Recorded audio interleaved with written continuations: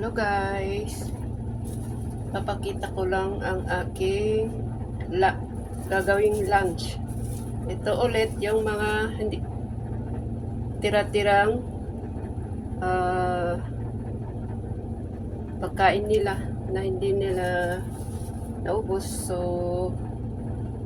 ako ay gagawin ko itong i-assemble ko itong aking ulam, gawin kong healthy. Pwede naman Actually, ayaw na nila ito. Pero hindi ako nagtatapon. Basta ako naman din ang nagluto nito eh. Kaya alam ko na healthy ito kasi hindi mamantika. So gagawin ko itong lunch, pero siguro ito lang, siguro hindi ko magawin lahat. Ito karne yun eh, karne. Itong chicken ang gagamitin ko. Ito kasi beef, yung minced beef na gawa ko nung isang araw. Beef na may gulay din. Minced beef.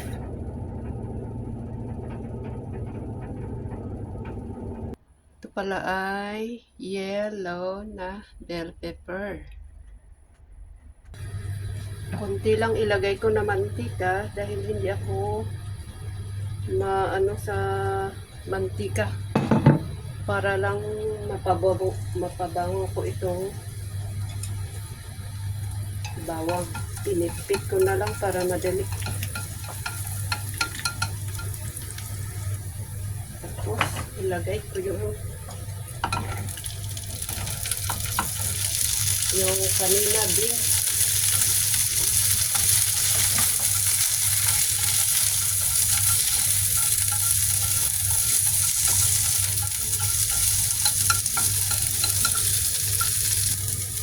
Lagyan ko ng tubig para maluto.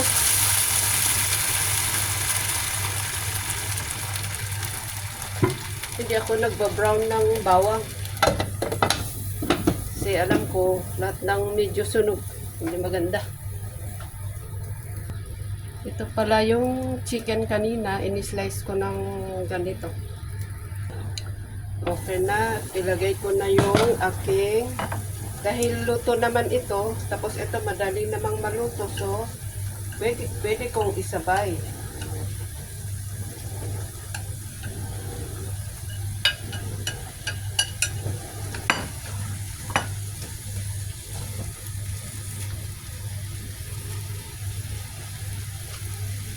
Lagyan ko ng konting asin.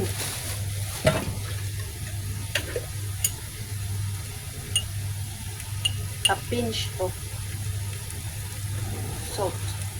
Maliit itong kutsara.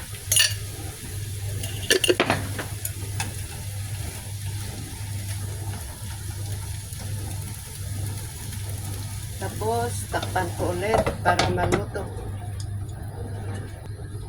Okay na, hindi kailangan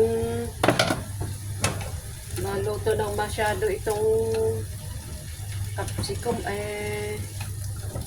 bell pepper dahil pwede namang kainin hilaw. Wow, sarap ang aking ulam. Okay.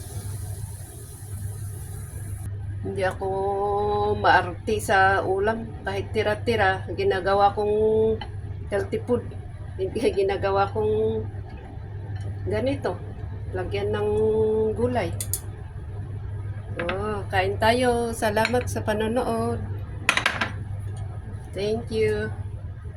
Salamat sa view.